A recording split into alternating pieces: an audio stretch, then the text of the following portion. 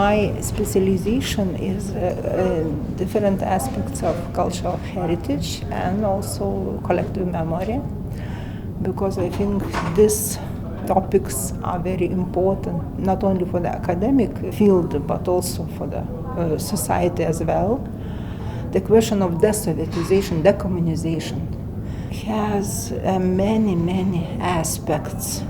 One of these aspects is the legal aspect. How can we assess the crimes of communism, but also how can we assess these mental transformations and this legacy in the very broad sense, the legacy of this totalitarian thinking and morality and attitude towards another people that still exists unconsciously.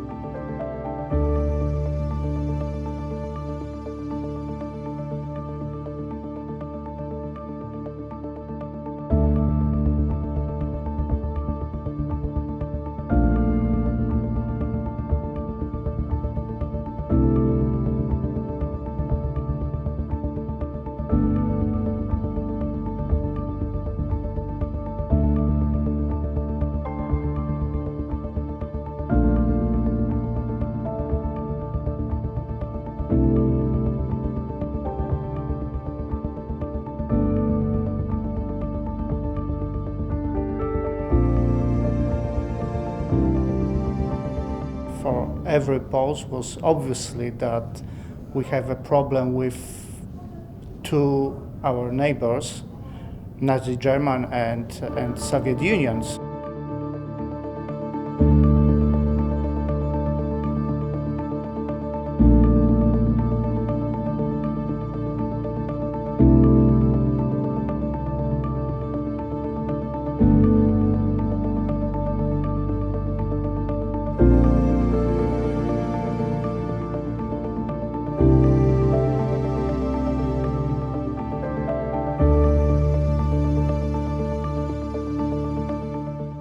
They attacked us in 1939. So after that, when was the beginning of the Barbarossa fall, that was obviously for all Polish politicians that the Soviet Union is not our ally. I think in Baltic states and especially in Lithuania, the communist Soviet repressions was very massive and brutal. About 130,000 Lithuanians were deported to Siberia during Stalin time, and about 150,000 Lithuanians were sent to Gulag, and many thousands of them not come back to Lithuania.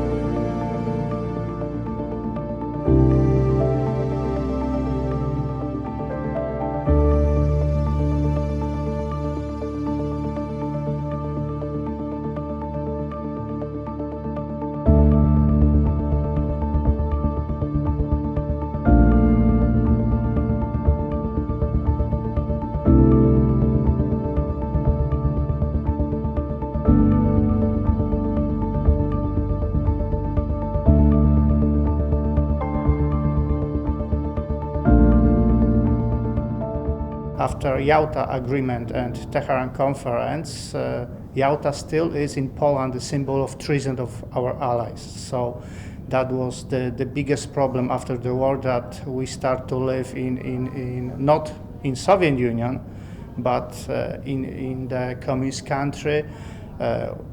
We have our own communist politician, but still the biggest decision was maintained not in Warsaw, but in Moscow.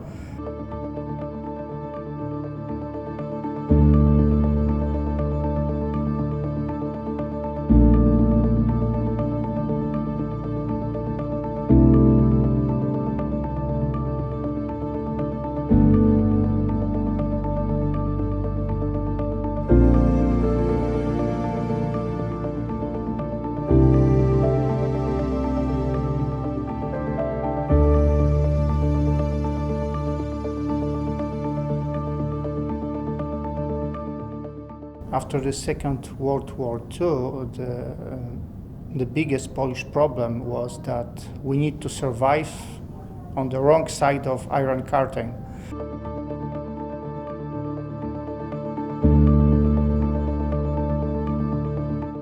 After many years, when communism fell, new hope was that we should make a big decommunization, that we should fix all communist crimes, convict or try to find the families of the victims. For example, when we built Institute of National Remembrance, that was quite big and still is big institution in Poland, and we not only educated about communist crimes, but for example, IPN is responsible for find the mass graves of victims of communism, and we have a lot of another duties to find a good way to speaking about communist crimes, about communist system, about political situation after Second World War. Lithuania was the first republic that declared independence in 1990. post-Soviet Lithuania was always very clearly anti-communist, anti-Soviet, anti-Bolshevik, despite the ruling parties and coalitions at the parliament. UDBA u Sloveniji bila dio jugoslovanske UDBE, ali imala neku autonomiju, pa je onda ona informirala prije svega komunističko vodstvo u Sloveniji.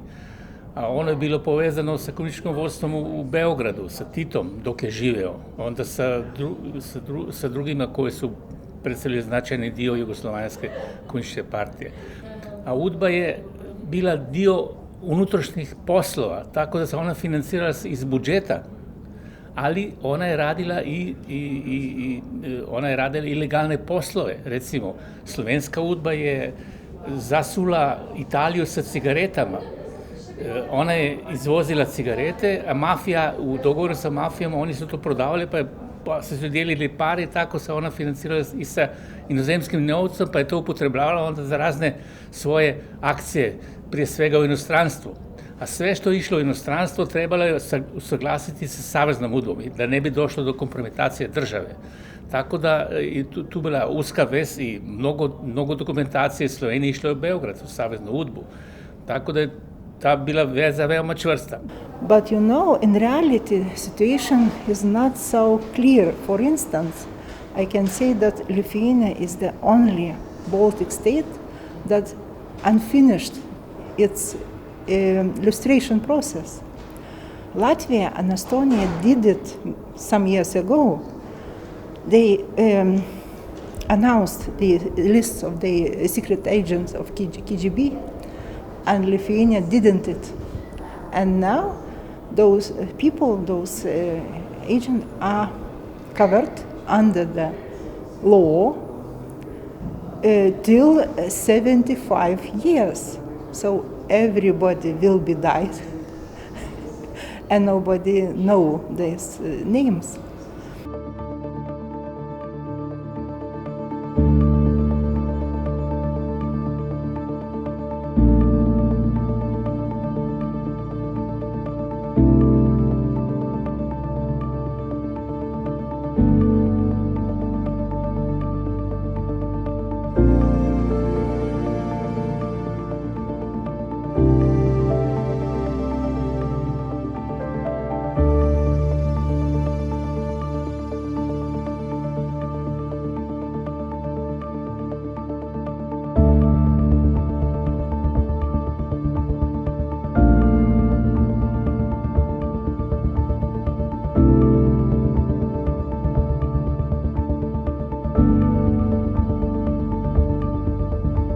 I think especially when I visit another post-communist countries, I see that Polish experience is quite important, and I think especially in the another countries, they ask, we have a lot of questions. How did you do it? Why did you do it?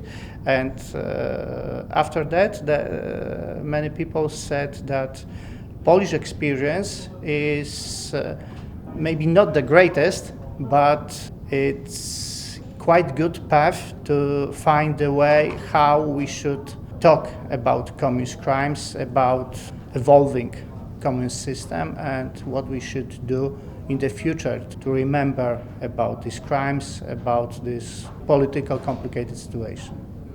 There are some attempts in our political elite on the top of society to adopt some Western principles, norms, values, but many between these principles and values are coming from leftist discourse. And also we have this paradox, because they ignore that fact. That far left ideas, far left movements are coming to Lithuania, and political and academic and cultural elite accept it very easily. And if you are trying to be honest and to speak openly about all those problems, to become an enemy I think West European countries become more information from East European countries about communism.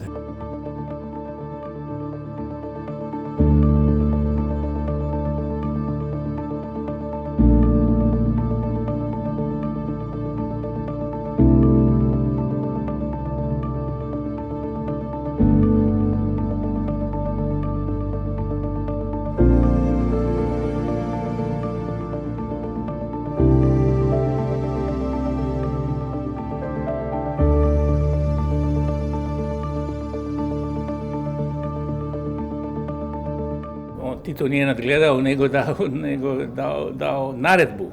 Ne?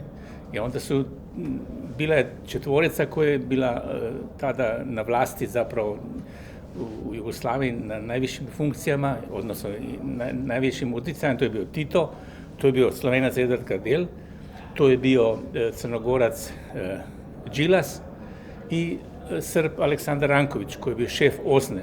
Tako da je ta četvorica odlučivala. I oni su odlučili da se pobije 100.000 ljudi, a najviše toga se pobilo u Sloveniji. To su stravične stvari i u Sloveniji imamo skoro 800 poznatih sada grobišta i još se otkrivaju nova. Znate kako je to brojka za malenu Sloveniju? In this context, I would like to say some words about project of Homo Sovieticus that was open a few years ago in Vilnius. After Lithuanian independence, the archaeologists were working there, and more than 700 people were remnants of these people were excavated. And now this territory depends on Lithuanian Genocide and Resistance Research Center.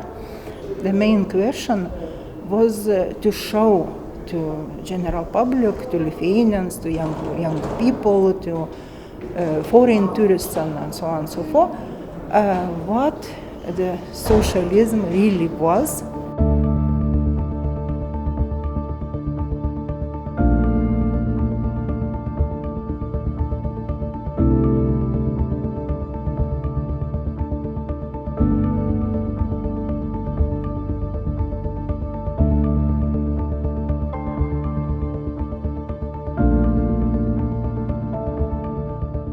Posle, kada je UDBA propala, kažem UDBA oficijalno propala, oni su te pare pokupili, pa su milioni otišli u inostranstvo i tu još sada imaju kontrolu neki udbovci koji su živi na tim parama.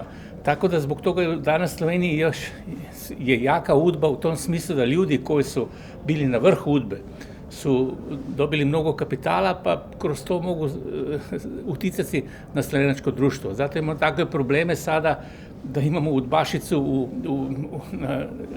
na funkciji komisarke u Europskoj komisiji, da kad umre veliki udbovac ima vojničke počasti, da se ukida muzej osamostaljenja Slovenije, da se ukida dan pamćenja na žrtve komunističkog nasilja, tako da imamo veoma lošu situaciju. Sada kao nekakva revitalizacija UDBE sada u Sloveniji. Tako se mi osjećamo koji smo protiv toga i nadam se da će doći neka nova vlast koja će se drugčije postupiti prema tima stvarima, jer tako se ruši država, ako se ruši njene temelje.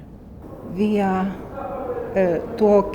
talking with other people from other countries, for instance, here in Croatia and in Poland and in other post-socialist countries.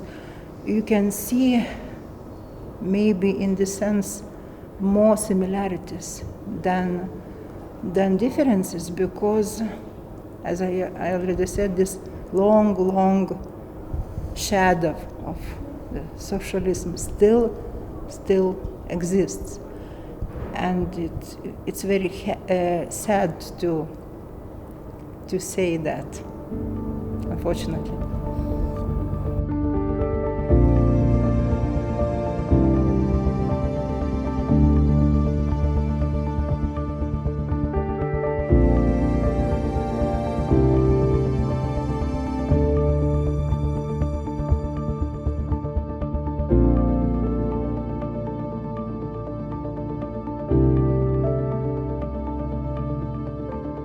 IPN organized a lot of exhibition in Brussels.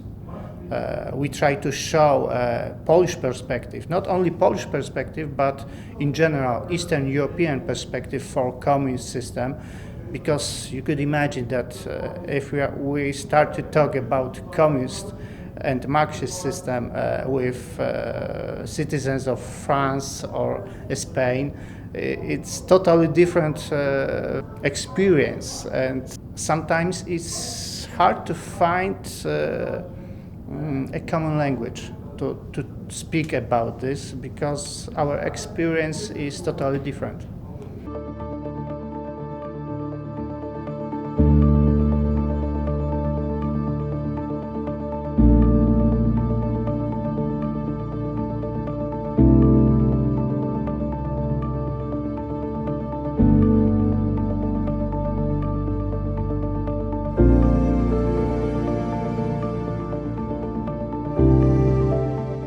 I know that in Brussels it is planned to build a monument in Brussels for all victims of totalitarian regimes.